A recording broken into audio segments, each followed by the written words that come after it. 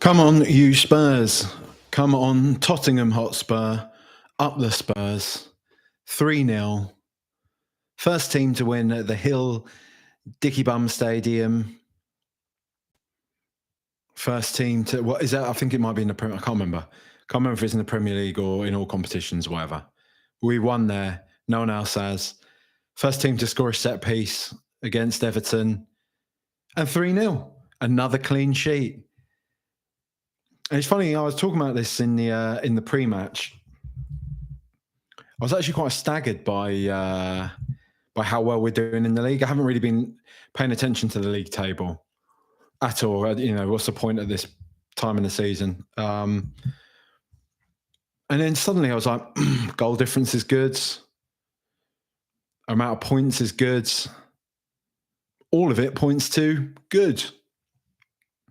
There's little things on there. There's little things where you think, like, that Villa game, you win that. Who was it? What was the other rotten game we had? Was it Bournemouth? I think we had Bournemouth, didn't we, at home? And that was horrible as well. You win those two, you're top of the table. So, yeah, you know. We're doing all right. I do have to say, and I'm not saying this to be neggy or anything, like we've won 3-0 and that's great. And that is my overriding feeling about this match, about this evening. Fantastic scenes. And that is really, you know, like, do you know what I mean? You can't be so desensitized to football that a 3-0 away win is not good.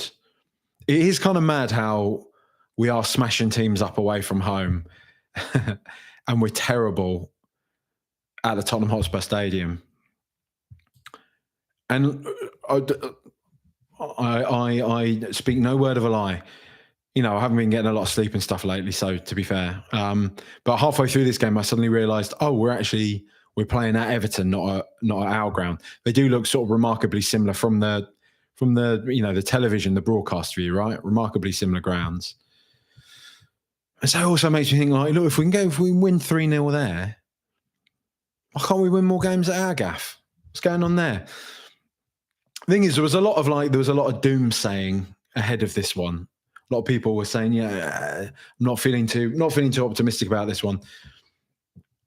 Just to say I told you so, I was saying before in the pre-match preview on Patreon, patreon.com/RTRpod, I was saying that the thing about this one is with Everton is they are us. We are cut from the same cloth. So all bets are off, really, you know? We come into this one and everyone would think, yeah, Everton are doing well. Jack Grealish is really good. Spurs just lost to Villa. They grinded out a draw away at Monaco. But in the back of my head, I'm like, but this is Everton. Like, all the things that we worry about, that we do, you know, Dr. Tottenham and all that type of stuff, Everton do as well. Dr. Everton. That's it. Let's call them that. Dr. Everton. Because, you know, I get it. I get why there was some trepidation going into this one. Everton are all right and stuff at the moment. But equally, we could, I know the past few weeks, I know the past couple of weeks, I've been sort of complaining. I got called out for, like, being a doomer on the last pod I did with Dan Lowe. And I don't know, that wasn't the intention at all. The intention is supposed to be to, like, start conversations that are representative of those that I see happening online. So, you know, a large part of we can't pretend that a large part of the conversation is Thomas Frank good or bad? I think I've sort of made my point pretty clear on this one, in that I tend to like what it is that he's doing, what he's shown so far, and also that he needs to have a bit of time. I've also sort of made the point, and I think this is something that a lot of people are actually starting to say now. I've seen a lot of people saying this during the game. Is this a Tottenham issue? Is this a Frank issue? Or is this just football now? Is this what it takes to be a more successful side in the Premier League? He's playing a pretty conservative style of football. I think we can say that. You know, the second half of this game was was atrocious, wasn't it? From both teams, to be fair. But we had a 2-goal lead, and we were more than happy, more than content to, not really bust a gut trying to score anymore. We did it, obviously, because we brought our best midfielder onto the pitch and he scored for us. But, you might not like what it is that Frank's doing. And I'm not in love with it. I'm not going to lie. I'm not in love with it. But at the same time, I like Tottenham winning games. I do like Tottenham winning games. And I'm not really buying. I think there's a huge amount of hypocrisy with a lot of the more puritanical people on this point, who really, let's be honest, gladly shelved those convictions when Ange played a football that was reminiscent to this to win us the Europa League. I haven't seen one coherent retort to that point. And I've made that several times over the course of this season, But is that, that's not a dig at Ange. Like, if anything, at the time I was saying that's a smart thing for Ange to do. That Frankfurt game was maybe the best game that we've seen from Ange Postecoglou when he was in charge. No, it's not the best game, to be fair. It's not. But it was in that, should we say, in the death spiral of the Postecoglou era, that was one of his better managed games. Winning away at Frankfurt was unbelievable. But we played a style of football that was remarkably similar to this. It just seems to be that this is the way that you got to. You got look at Arsenal. Like let's actually look at Arsenal. They're gonna walk the Premier. I mean, well, we are breathing down their necks. That's all I'm saying. Liverpool have let us down. City are seemingly letting us down. Maybe it's up to Thomas Frank. I mean, I wouldn't be able to handle that. Imagine getting to the business end of the Premier League if we were in a whisker, within a whisker of it, and they were still up there. But I think, look, I'm not even trying to prepare myself for it and all that type of thing. I think they've walked the Premier League this year. I think, I honestly, I know there's a long way to go and all that. I think they've already got it sewn up, to be honest. Nobody is close to being as solid as they are. Nobody is close to seemingly having as much of a plan as they do.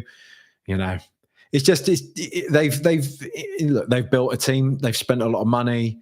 They've stuck by Arteta, and also, as is always required in seasons like this, they're just getting that slice of luck that you need. In so much as Liverpool are having a bad season thus far, anyway, and City are stuttering. And I don't know. I can't see Arsenal slipping up.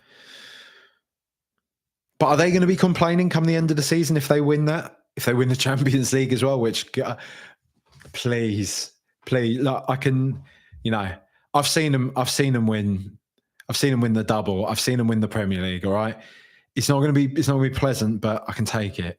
All right, them winning the Champions League though, no, thank you. No, thank you. All right, let's not be having that. But if they do, if they win a treble, imagine the stench of them winning a treble. And if they do win that treble, not a single one of them is going to be complaining about the fact that they didn't play their Clarsnell on the carpet football, are they? They are Stoke with money. They are absolutely stinking out the Premier League this year. But they are head and shoulders the best team in it. Right now, we're sat third in the Premier League. We've actually scored more goals than Arsenal this season. Scored more goals than, hang on. So us, City and Chelsea. Yeah, us, City and Chelsea are the leading scorers in the Premier League. Us and City, got the best goal difference. No, sorry. No, I stand corrected. Arsenal have the best goal difference. Yeah, Arsenal do. Damn. They won the goal difference.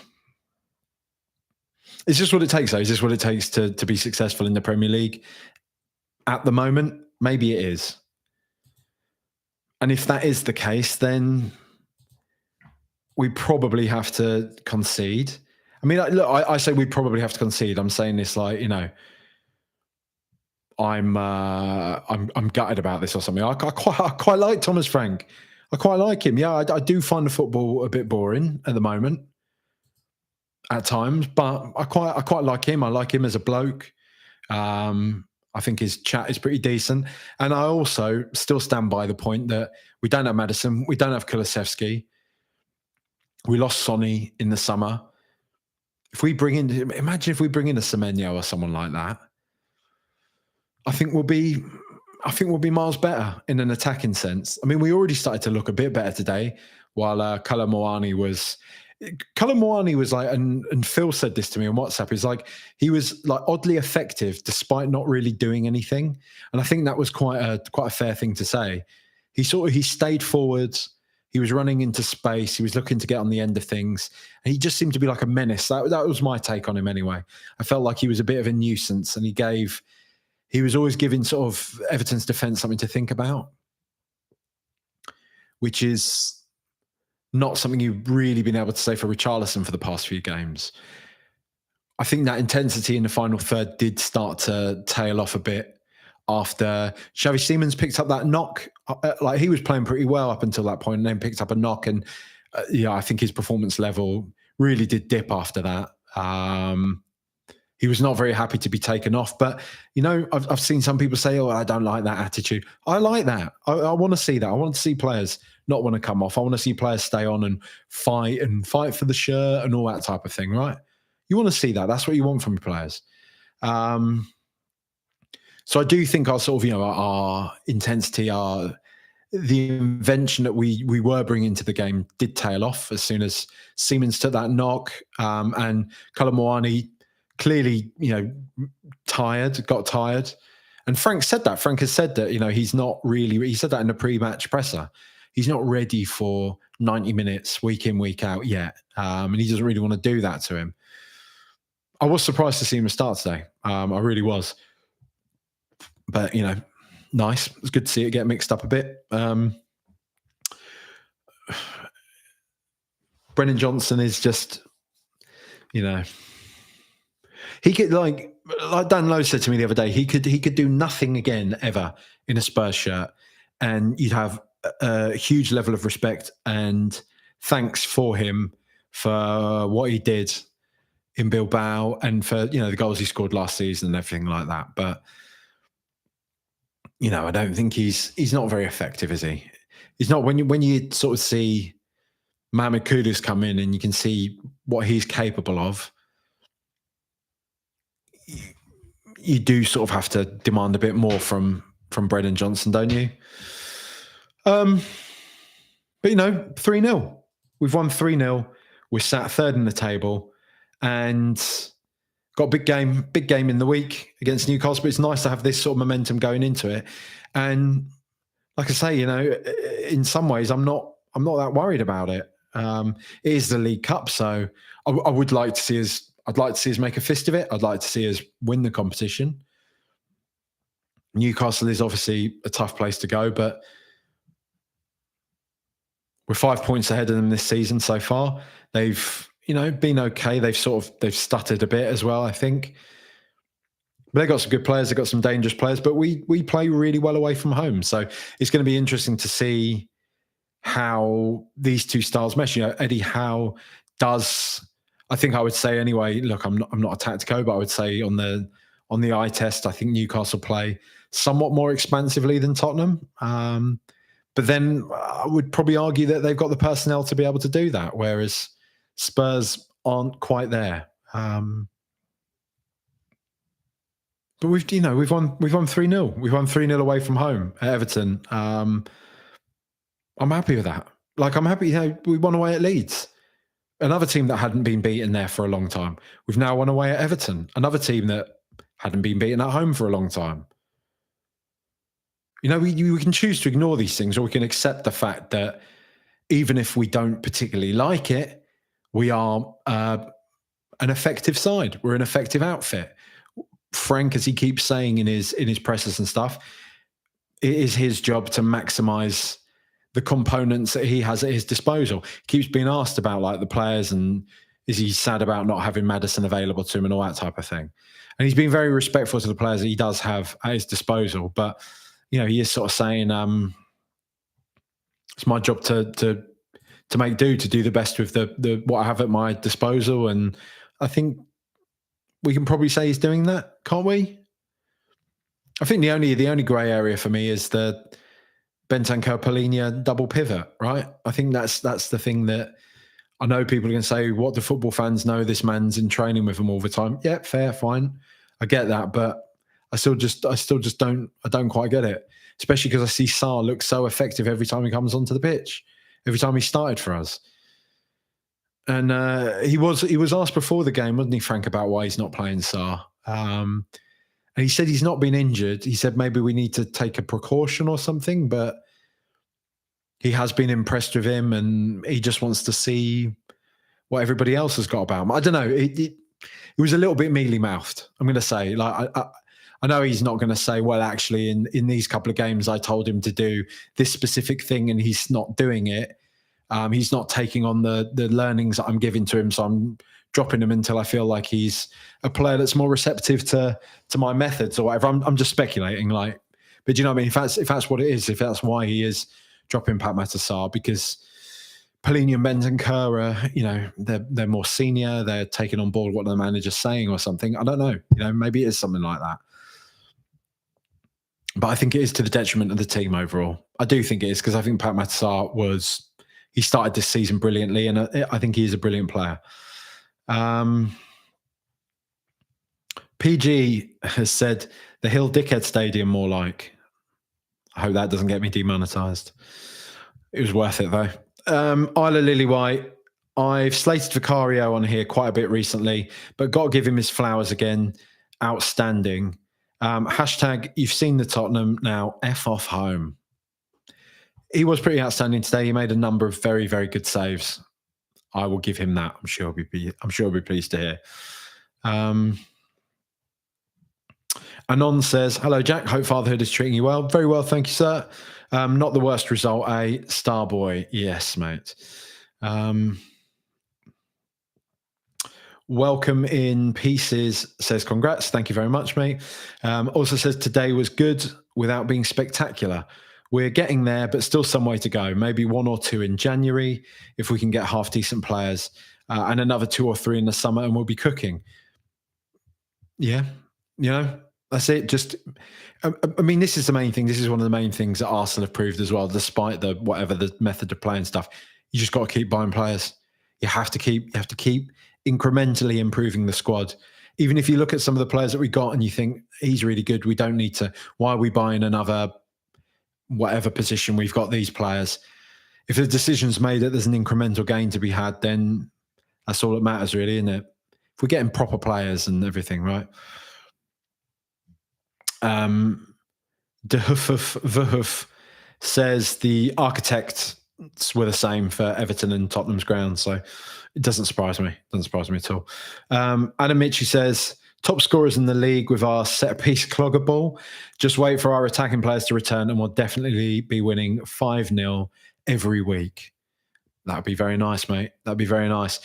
It doesn't sound too hopeful on Solanke. He kept making a very clear point before the game to say it's not going to be long for Romero. Believe it when I see it. It's not going to be very long for Doggy as well. They're both playing on grass, all this type of thing. With Solanke, it was a bit more like, yeah, he's progressing. So, you know, it doesn't seem good on Solanke, does it, at all? Which is a shame because he's a very good player, but you know, it doesn't seem like we have we don't have a clear timeline. It doesn't seem like we don't have a timeline on when he's going to return. And really what's sort of going on. I think, did somebody say his abductor muscle? I don't know, whatever. Delpha Chronic says, that's the Bentancur I remember. He was brilliant tonight. He was pretty good, to be fair. You Welcome in Pieces also says, I've got to point out that 8 of our 9 injured players could be starters. I think that is a fair point. That is a fair point. YouTube Guy says, Coys, 3 points, 3 goals, none conceded. Not a great performance, but we're sitting third. Hate to say it, but it looks like Arsenal are going to walk the league unless we can do the double over them. Does look like they're going to walk the league, doesn't it, mate? Also, huge congrats on the addition to the family. Thank you very much, mate. Appreciate it. Wes Johnson says, Jack's a dad, Spurs are third, Mickey scored 2. It's Chelsea next weekend, so we should probably enjoy this win. Coys, that'd be nice to do them, wouldn't it? They just lost to Sunderland. That would be, do you know what? If we turn them over, if we turn Chelsea over, I think that will win over a number of like borderline Frank skeptics, I think. Because I think being a sort of team that can turn up against the likes of Chelsea, the likes of Arsenal, is important to Spurs. And not many managers have managed to crack that down the years. But if Frank can get a good start against Chelsea, then, that'd be great. Because they're always that yardstick this point of the season, aren't they? Where, I mean, obviously, I think most recently and famously with Ange Postecoglou. But the Chelsea game is always around this time of the year, and they love nothing more than bursting a bit of a bubble for Tottenham, stopping a bit of our momentum, so yeah, we'll see. Darren says, I'm sure you've seen the stat that Arsenal are 17th in the league from open play goals. I don't like where the Premier League is at, but if you can't beat them, join them.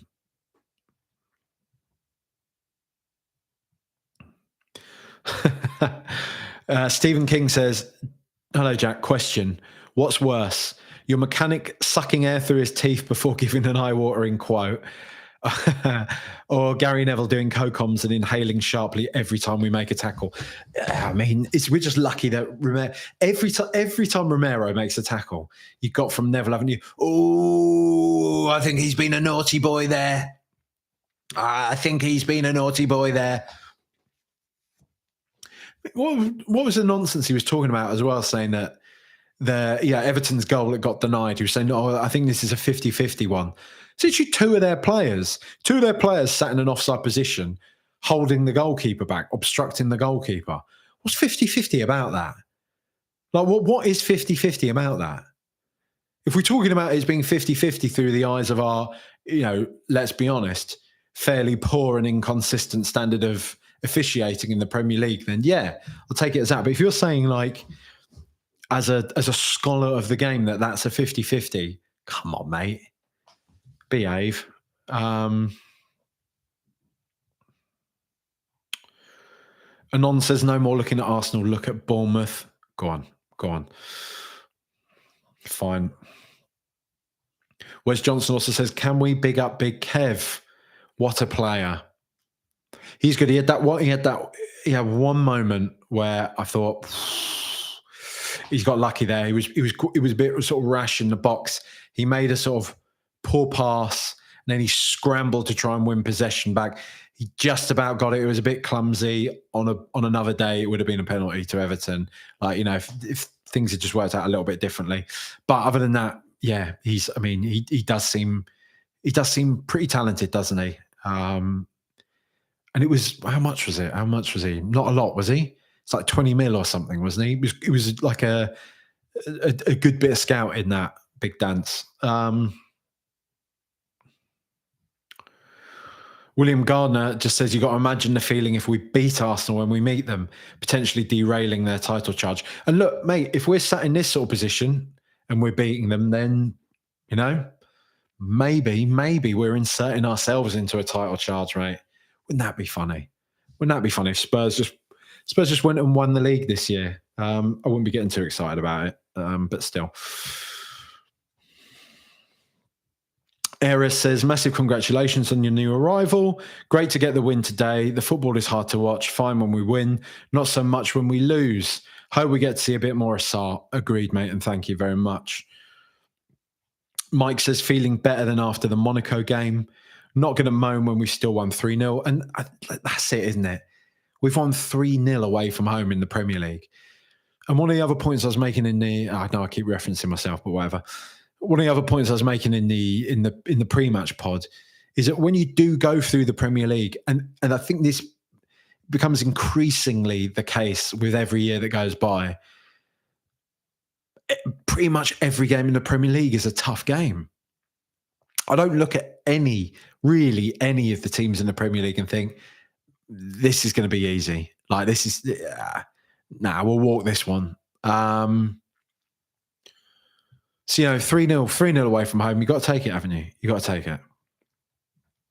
Brian Park said the disallowed goal. Gary Neville thought the disallowed goal was 50-50. He absolutely hates us. Yes, mate. I agree.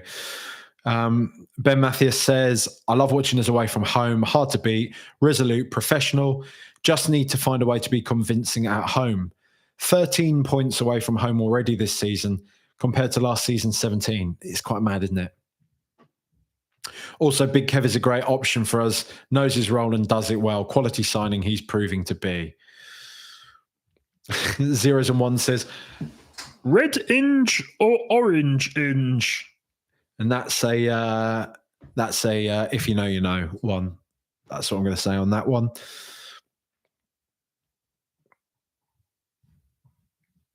And also welcome, if you're not going to make any of your to trunk animations anymore, can you at least do some Gary Neville based ones? That voice was spot on. I've often thought about that. Maybe I should span it out into wider football and stuff. But then I don't. The thing that I enjoyed about doing those, like my animations and stuff, when I do them from time to time, is that I know like Tottenham so well. I know the minutiae of the humour, and I can be quite niche with it. If you're doing like wider sort of scale things about like football in general, you've got to be a bit more basic about it, don't you? And I'm anything other than basic. I'm just too smart. There you go. That's the word. Too smart with my humour to reduce myself to Bruno Fernandes being a rat banter and all that type of stuff. It's just how we roll here at Trunk Towers. Shall we do the players? I think we should do the players. It's weird. Like, do you know what I'm buzzing about? I am actually really happy. We've won 3-0. I have to bear in mind, I am a bit tired, right? I am a bit tired, and the sort of the wherewithal to do these post-match things. Look, as well, it's not. No, I'm not just blaming this all on my circumstances. What I am going to say is that I just try to keep my powder dry a bit. I don't really have a fully formed opinion on all of this stuff, and I think that's the important thing to sort of talk about. It's like, I like what we're doing. I like it when Spurs are winning. I really want Spurs to be a really good side again. Yes, I do find the football quite boring, but am I willing to accept that? Yeah, I think I am. I think I'm a weasel. I think I'm one of those weasels I've been hearing about. That do I know our history? I do, but at the same time, our history is littered with us messing up big opportunities and stuff like that. So if we can just be a bit more.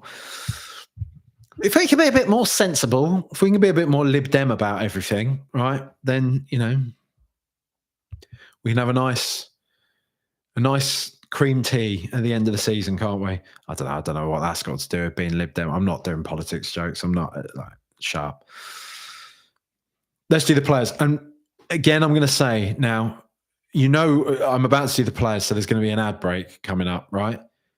If you don't like ads, sign up for Patreon. Join the supporter tier on Patreon. £1.50 a month. Patreon.com/RTRpods. Help keep the lights on. Support the show if you enjoy it. Thanks a lot. There's also the Inner Sanctum tier where you get extra stuff. Guillermo Vicario. Fantastic performance today.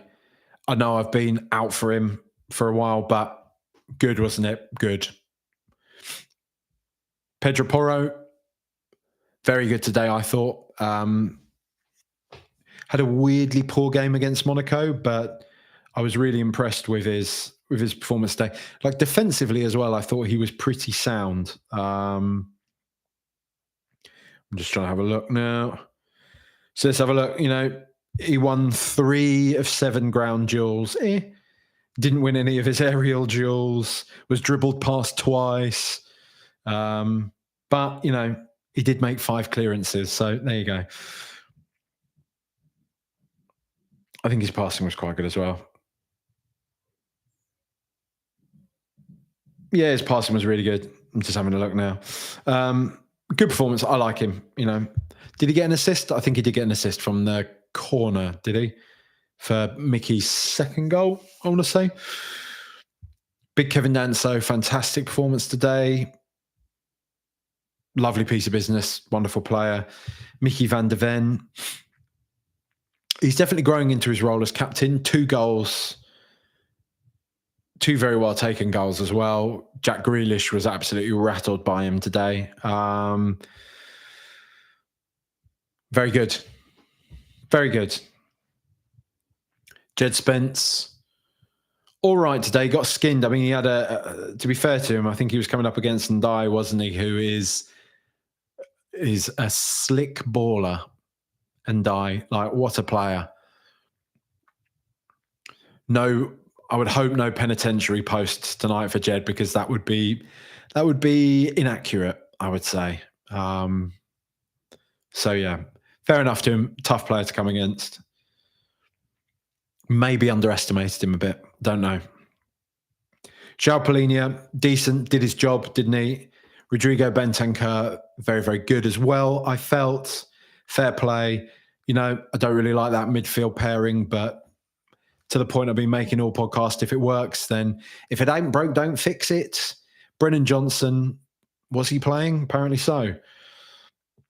Mohamed Kudus, lovely player. Lovely player. I don't think it was a vintage performance from him, but he's a wonderful footballer, isn't he? Lovely corner as well. The first ball he whipped in, he obviously didn't get the assisted, kind of sort of went off of Bentancur or the Everton player, I'm not sure, before Van der Ven headed it in. But it was still a lovely, lovely corner from Kudus. Real dangerous one. Xavi Simons, I think he was decent. He was a lot more meaningful in a lot of his play today. I think that changed a bit after he took that knock, but good performance nonetheless from him. Good to see him continue to grow into his role, and that's what Frank said before the game as well. You got to give him a break. He's still adapting to the league and everything. Randall Kolo Muani, good, really good today. I couldn't, like we were saying at the top, he was sort of really effective without actually really doing a lot, but it felt like he was a constant menace. So let's hope for a bit more of that. Lucas Bergvall, yeah, it was okay when he came on. He's in a sort of funny place at the moment, but again, people are sort of making big calls on him about how good or not he is as a player. He's still a kid, He got chucked in probably way ahead of time. He's shown already that he can be brilliant. There's going to be, progress is not always linear, right? So we've seen enough from Bergvall to suggest that he's a really talented player and one that we should feel quite lucky to have. So fine. Richarlison, yeah, fine, whatever. Pat Matissar, why isn't he starting games? Give him more time on the pitch, because he shows you pretty consistently how good he can be every time he is on the pitch. Mathis Tell, it came on in the 93rd minute, didn't he? Wasn't an awful lot to do from that. But yeah, look, all in all, Spurs have won 3-0. We sat third in the table. We can't really complain about that, can we?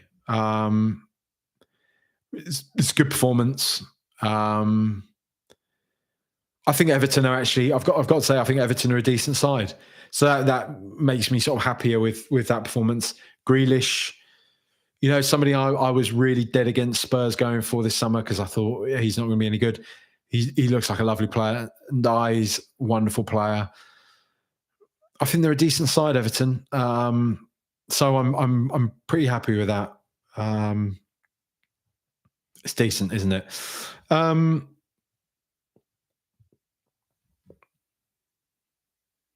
I've already done the Patreon plug, haven't I?